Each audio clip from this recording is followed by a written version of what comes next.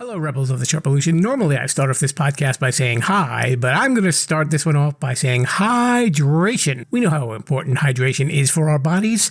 It's the thing that keeps us running, right? You want to be a well-oiled machine. You want to be running efficiently. You know what can help you run efficiently? Liquid IV. It is the category-winning hydration brand fueling your well-being, and their hydration multiplier is the one product that you are missing in your daily routine. It comes in a little stick that's a powder, and in just one stick, you get 5 essential vitamins and 2 times faster hydration than water alone. If you use it first thing in the morning, maybe before a workout, when you feel run down, maybe after a long night out and doing a little partying, you know what I mean? And even what if you have like a long flight or something like that and you just bleh, right? We all feel that way, bleh. So add this to your water, and that convenient packaging can go with you anywhere you go, even if you're going to the gym or you're traveling or you're at work and maybe you didn't have a great breakfast. At least it's something that will fuel you up in the morning, and there's a whole bunch of flavors that are available, like sea berry, strawberry lemonade, Concord grape, lemon lime, pina colada, tropical punch, watermelon, strawberry, passion fruit, guava, acai berry. Did I say that right? I never know how to say that. But those are just some of the flavors. Here's some statistics for you folks. 1 stick of liquid IV in 16 ounces of water contains 5 essential vitamins, B3, B5, B6, B12, and even vitamin C. And we all know how important those B vitamins are. It's got 3 times the electrolytes of traditional sports drinks. It's made with premium ingredients. It's non-GMO, and it is free from gluten, dairy, and soy. I'm going to offer you a great deal, Rebels.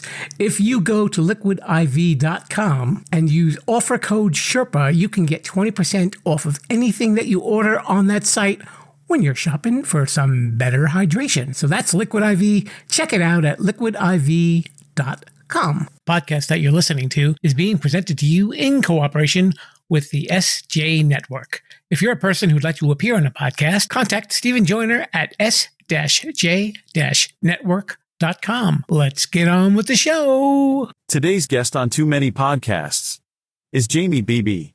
Jaimie is the co-host of the Strictly Stalking podcast. She's a casting director, and she owns her own bikini company. Once I saw a baby sheep in swimwear driving a fancy sports car. It turns out it was a lamb bikini. Welcome to Too Many Podcasts, the podcast about podcasts. Now, podcasting from the Sherpa Chalet on Mount Podcastia, here's your host, Jim, the Podcast Sherpa. Hey there, Rebels. Welcome to Too Many Podcasts. It is the podcast about podcasts. And you're listening to me, Jim, the Podcast Sherpa, your guide through this mountain called Podcastia. We're checking all of them out. Every last one of them. Well, maybe the ones that want to talk to me anyway. So I have a couple of questions for you. Would you like to be cast in a movie? Would you like to buy a bikini? Would you like to listen to a podcast about stalking? Well, my friend, if you answered yes to any of these, or some of them, or all of these questions, you are in the right place because of my guest today. Who's our guest today, Sherpa? Her name is Jaimie Beebe, and she is the co-host of a podcast called Strictly Stalking.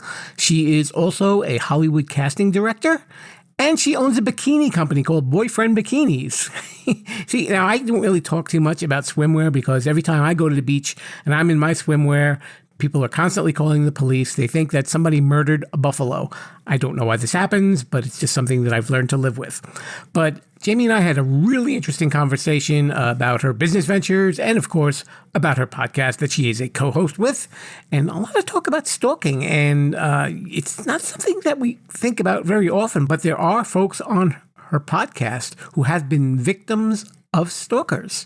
And there were a lot of really interesting stories out there. Jaimie is a huge fan of true crime podcasts, and we talked about that. And, of course, about her upcoming podcast as well. Hint, hint, another true crime podcast, and it's going to be a little bit different.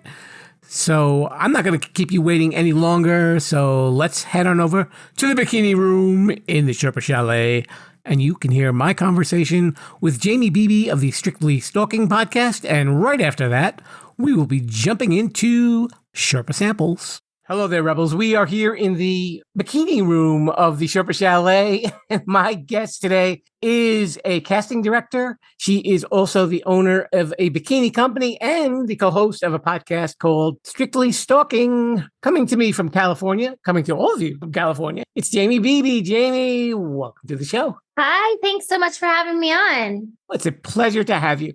Now, which one started first? I mean, those are three very diverse fields. They are. I am a casting director first. I've been doing casting for about, 15 years or so. And then I started the podcast at the beginning of COVID. Because we were all out of work. And then a couple years into the podcast, the podcast really allowed me to travel a lot as well, because you can do it remotely. So I started traveling a lot, and I've always loved bikinis, and I buy them everywhere I go. So I decided to start a bikini company that I launched on Valentine's Day 2023. And then I'm actually about to launch my second podcast. What's the second podcast going to be about? It's called The Last Trip, and it's about people who go missing or get murdered on vacation. So it kind of ties it all together. My love of true crime and traveling. Okay. I talk about the locations that I go to, or the locations that people were at before they went missing or were murdered, and, talk a little bit about travel, a little bit about crime, mesh it together. Now, you actually just came back from a trip from Barcelona. I did. I was in Barcelona and Amsterdam. Was this business related, or this was just vacation, get away from everything? No, I travel all the time. I try to travel at least once a month, try to go to either a country I love or a new country, or a couple countries if I can. And, because I work fully remotely on everything. So that allows me to travel wherever I want to go. Do you have a favorite location that you love going back to, or you just... Asia. I love Asia. Everywhere in Southeast Asia, Thailand, Indonesia, Malaysia, Vietnam, Cambodia. I love all those places. It's just beautiful, amazing places. I'm much more of a tropical weather type of girl. Amsterdam was definitely cold. I can imagine that. So how did you get into doing the casting? It was pretty random. I had moved to Los Angeles a little while before that and was kind of doing, a little bit of everything, working at any job I could, doing real estate, doing whatever. And I had met a guy who was a child actor, but turned into a director, and he wanted to have his own company. And he was like, well, you can run the company for me. And I was like, okay, but I don't know anything about it. I've never been on a set. I don't know how TV works at all. Mm-hmm. And he's like, no problem. You'll learn it as we go, which I did. I researched it and read about it and looked up everything I possibly could online. And then, I learned right away that the best idea is to hire the right people for all the jobs, because I was kind of in charge. So I just was hiring people pretty much. And so once I started hiring the right people, I asked a lot of questions, learned even more. And that company went on for a few years. I loved it. It was great. And when that company disbanded, I decided that the best part was the casting, which I had actually been doing. I kind of learned how to do it on the way. We'd need, an actor here or there. We were doing mostly commercials and stuff. And I loved it. I thought it was the most fun because everybody loves the casting director, right? You're calling with good news all the time. Everything's wonderful. Sure. So I applied for a few jobs and realized that it's really, really hard to get into the casting director world. So I actually started in casting reality shows, which is a little easier to get into.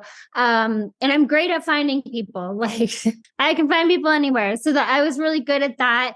And then in the meantime, while I was working in reality, I would go to the universities and the schools. And I would stand outside and I'd be like, hi, I'm a casting director. Can I cast your projects? And what that did for me was not make any money, but, those kids graduated and continued to work and continued to hire me. And that's kind of how I got, how far I got to all these years and the name that I have today and why I work with so many of the same people over and over. On the show, I get to talk to a lot of actors who've been in indie films and even a few like aspiring actors and actresses. What are some pointers that they should know to bring in like when they get to meet you? I think as far as like meeting a casting director, you're going to meet a casting director usually in an audition. These days, a lot of auditions are self-tapes rather than in person, which is how I'm fully remote. But just do your best. Be you, like bring some of you into whatever character that you're playing. Don't worry so much about, interpreting how you think other people want to see it, because there's a million minds on everything. So you don't know what anybody really wants. So if you just do it how you think that it should be done, it's probably great, and you may or may not get it. We get, 100 auditions per more than that. Like we get a lot of auditions and we're only picking one person, and the other thing is kind of a personal pet peeve of mine, I would think is, be sure to read all the directions. So many times people they don't read the directions. Usually the directions are completely there, very easy to understand. And if you just read them, you won't email me with all the questions. Okay. Like people, sometimes I think they're excited or, they're just moving too fast and it, take a minute and read the email for the audition that you got, read the directions, understand what it is before you ask any questions, because I get hundreds of emails a day. So you can't, it's very hard for me to answer the same question over and over when people are like, where do I send my self-tape? Right. Well, the link that's in the email, it's not difficult. So yeah. Sure. And I guess also if, that person is being cast for a part, it's good if they can understand directions because, that's what they're going to be doing while they're on set.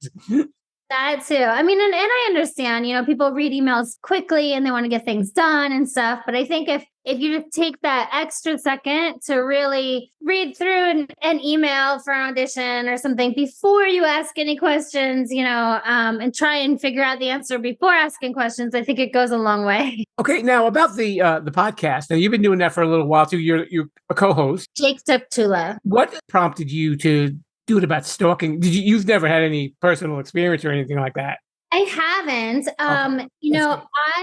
I don't know. It was kind of random. I knew I wanted to do a podcast only because I listened to so many and I loved it so much. And so I would listen to a true crime podcast and then I would go and like research that murderer or whatever. And I'd end up reading about it for 3 hours every night after I listened to the podcast. I'm like, okay, if I'm doing all this research, I need to do my own podcast, right? Mm-hmm. And I have been working with Jake on other projects and I texted him and I was like, hey, like, call me, I have this great idea. But my great idea really wasn't going anywhere yet because I was like, I want to do a podcast, but like everyone's already doing all the good murders. Like, I don't know what to do it about. And he's like, well, why don't you do it about stalking? And I'm like, well, because I don't know anything about stalking. That's dumb. I'm not going to do that. I'm very dramatic. And then so I started thinking about it and I was like, wow, like there's a whole crime that I don't know anything about. Like that's weird because I'm pretty good on all my crimes. So I started researching and I realized that, it's more than just a crime I don't know anything about. There's a lot of awareness that needs to be created about stalking and the laws are just not caught up. And, if there was more awareness, we'd be able to save a lot more lives. And there's just so much more intertwined in it that I took a crash course in learning while I'm doing the podcast, which I think, and Jake also didn't really know anything about stalking before we started. So I think it's been a really fun ride where we kind of have learned along with our listeners, like more about stalking, like,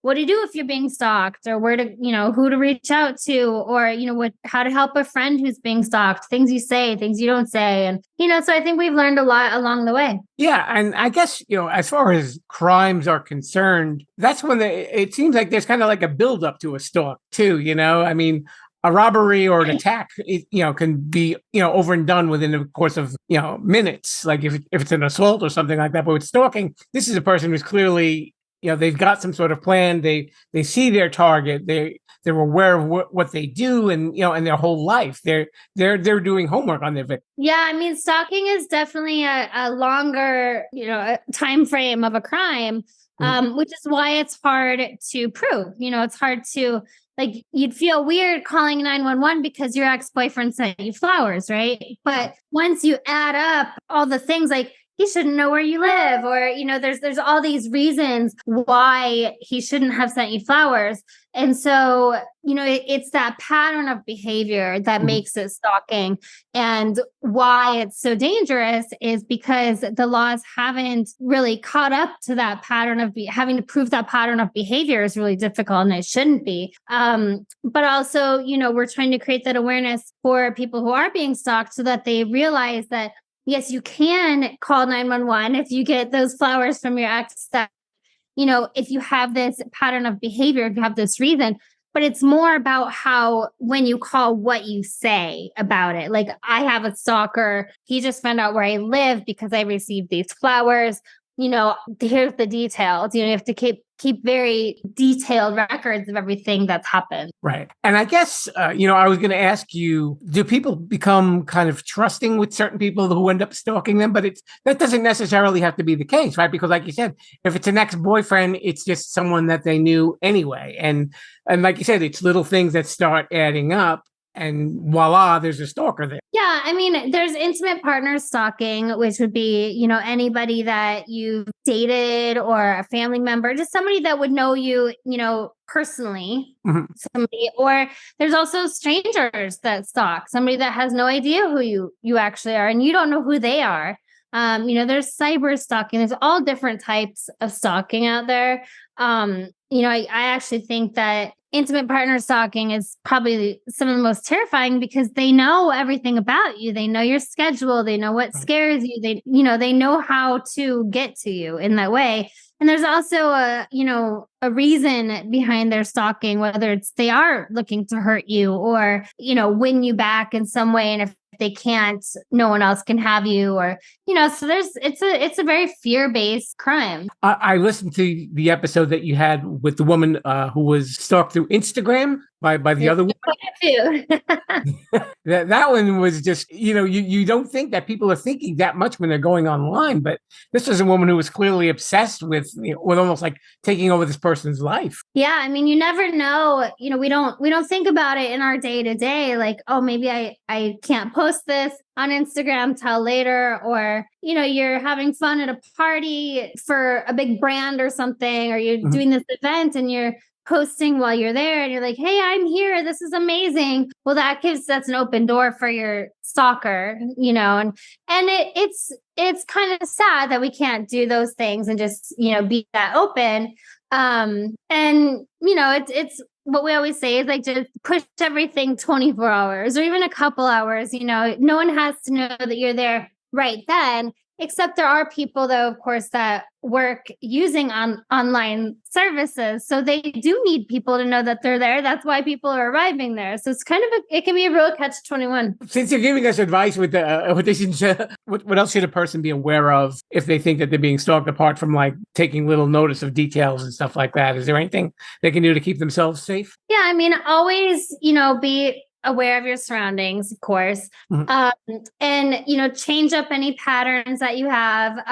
If you take the same route to work every single day, leave 5 minutes early, leave 5 minutes late, go a different route, those kinds of things, so that your stalker can't figure that out, which it sucks to have to change your life and stuff, but it is also a way to stay safe. Document everything and keep it written down, like, on top of, just stay out to every little thing you have to document, because that's how you are eventually, hopefully, going to get justice. And then, tell people. It's somehow stalking, being a victim of stalking has become a very shameful thing. And I'm not sure exactly why that is. People oftentimes are victim shamed when they're so, well, what did you do to that person to make them do that to you, which is terrible.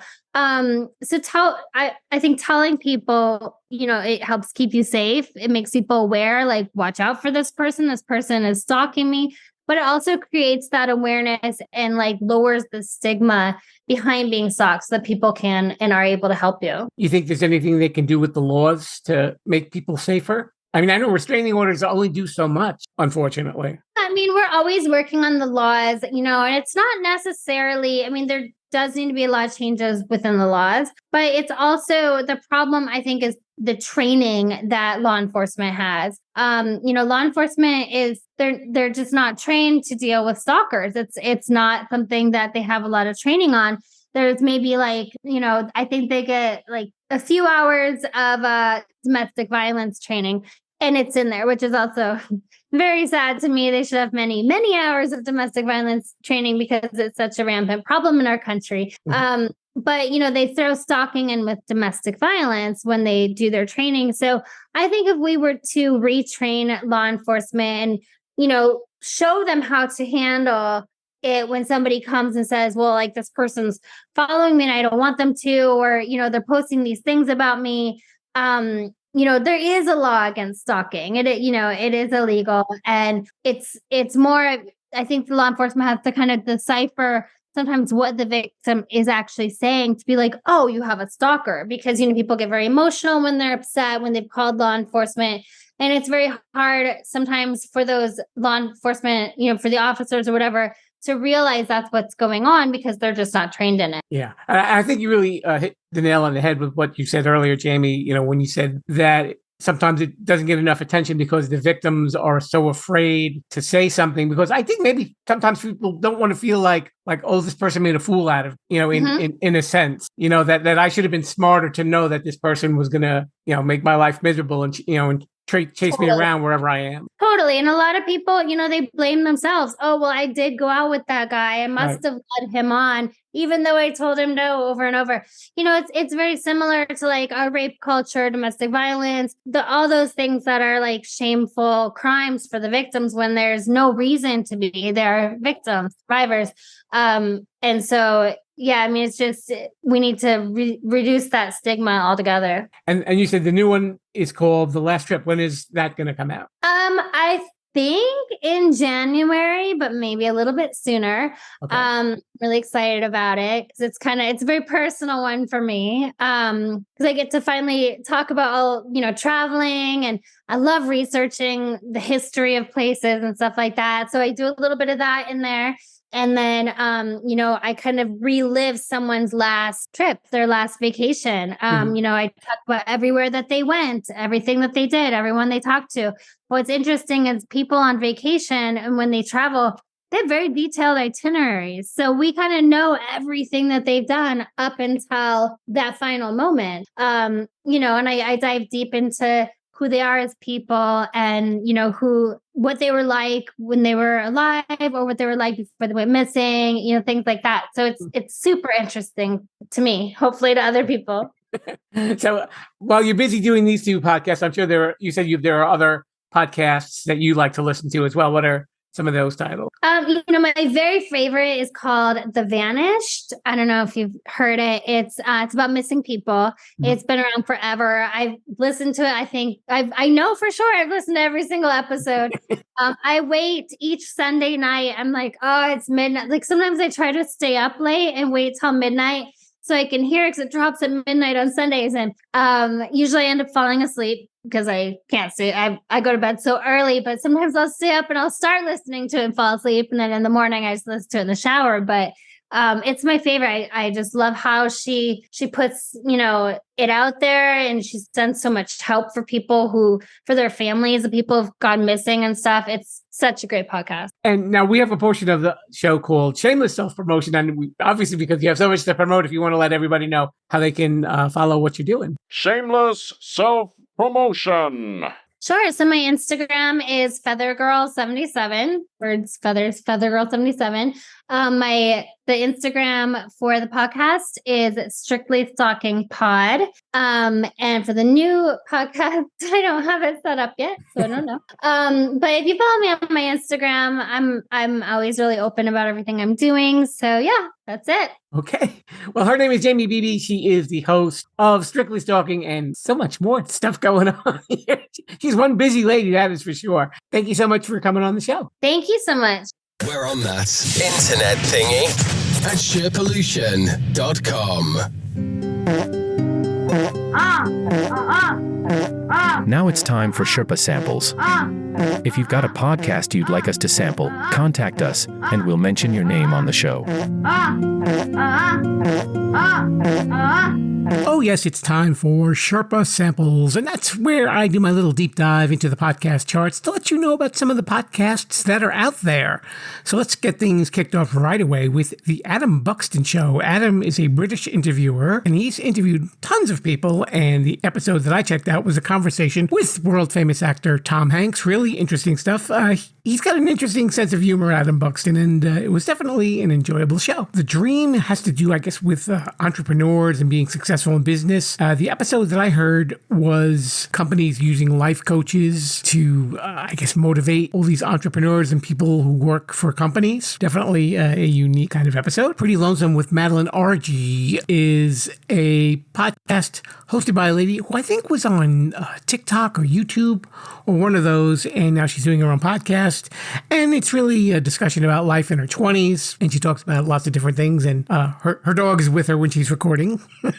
Again, another British lady who sounds very nice, but I guess the harsh realities of being in your 20s. Kill Tony, I thought originally was going to be a true crime podcast. It's actually a comedian competition, and Tony is actually the host of the show, and they have a whole bunch of aspiring comedians doing 1-minute bits in front of seasoned veterans and other guests as well.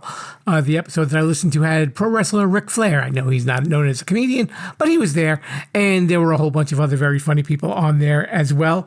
It's definitely a unique concept for a podcast. Business Wars is a podcast about companies when they were up and coming and the competition that they had with other up-and-coming companies. The episode that I checked out was Hilton versus Marriott. I forgot that there was a Marriott family. The episode that I listened to also discussed their differences in how they carried on their business and how they grew to the level of success that they are at currently. Something Was Wrong was previously mentioned in the Sherpa Samples a while back, and it has to do with a lot of elements in life where there are some serious problems. The episode that I listened to had to do with former cult members and how they were abused and the life that they lived on after getting out of the cult. World of Secrets. This is a fascinating one. I didn't really know anything about this. This had to do with the sexual abuse of a lot of male models.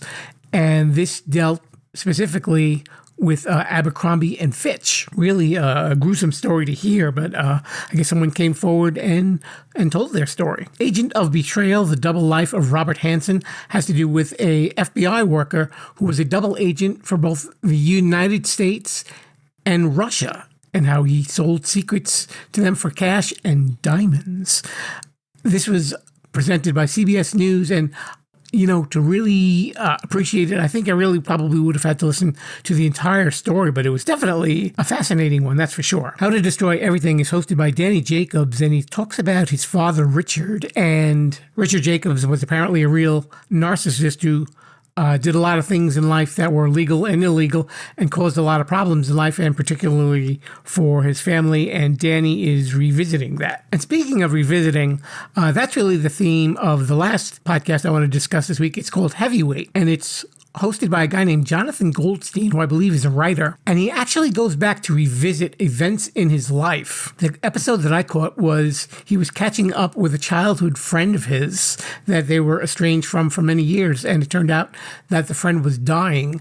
And the conversations and the interaction between the two of them is really fascinating, and it really tugs at your heartstrings, so be ready for that. It's still powerful stuff, and it's definitely a worthwhile podcast to be checking out. So I know I'm not exactly a heavyweight, maybe more of a lightweight when it comes to podcasts. I'm going to shadow box my way into the outro. A very special thanks to Jaimie Beebe for coming on the show, and if you are a true crime fan, check out her podcast, Strictly Stalking, and if you're a bikini fan, go out and buy one of her bikinis, will you? You can do both at the same time, too. Maybe even buy a bikini while you are listening to her podcast. That'll work. And after you've done both of those things, why not head on over to Facebook, Instagram, Twitter, and TikTok at Sherpalution, then you can see what's going on with the show. And if you'd like to make a little comment, please do. Say hello. I'd love to hear from you. And you can hear this show on podcast apps everywhere, or Sherpalution.com, or the Sherpalution YouTube channel. And it's called, conveniently, Sherpalution. Who knew? Okay, I guess that will do it for me, Lord Mr. Bruce, and I shall be heading on out of here. Thank you so much for listening, and we'll catch you next time. We're coming close to that episode 300. We can do it. I tell you, we can do it. Until then, viva la Sherpalution. Bye. Thanks for listening to Too Many Podcasts. Please disperse. You can go home now. I said you can go home now. Viva la Sherpalution. Viva la Sherpalution. Oh. Yo, come back now, you hear? You know, Rebels, if you've been checking out some of my promotional ads on social media, you will be aware that I have been using a lot of AI programs to help me create ads. But you know what? There's a lot more uses for AI than just funny little videos. And I'd like to introduce one of our new sponsors, Podium. It is a leader in creating AI tools for podcasters. Now, let's say you've got a podcast, or maybe you're even thinking of doing a podcast. You're probably wondering, well, how can AI be integrated with your workflow? I'll tell you about Podium. As a podcaster, you know that writing show notes and creating chapters and transcribing episodes takes a lot of time, and it can cost you a lot of money too. But you know what? That's where Podium comes in. It's an AI tool designed specifically for creators and podcasters with the goal of making post-production tasks quick and easy. And in just a few minutes, Podium generates show notes, chapters, summaries, clips for social media, a full transcript, suggested episode titles, social media posts, and more. Whew, that's a lot of work for one little program. Your show notes are key to your podcast's success because it helps new listeners find your podcast and they'll know if it's a fit for them. You know, kind of like Too Many Podcasts. It also improves your SEO, that's your search engine optimization. Ooh, big phrase there. And overall accessibility. And with Podium, you can focus on creating a great podcast and let Podium's AI do the heavy lifting. But Podium isn't just for solo creators and podcasters. It's a game changer for editors, producers, marketers, agencies, and production studios. Teams that use Podiums are able to increase workloads, decrease turnaround times, and improve their quality. How does it work? Very easy. First, go to Podium's website, and you'll see that link that's right there in the show notes. You get 3 hours free just to try it. Pretty cool, huh? And using that link also supports this show as well. And you know what else happens? Because I'm a good guy. You use my link, you will get 50% off for your first month. So visit the site, upload an MP3 file, and download your files, and that's it. And if you need anything else, you can use Podium GPT to generate articles and any marketing copy you might need in seconds. Instant show notes, transcripts, chapters for your podcast or channel. This will level up that podcast. So check out Podium today.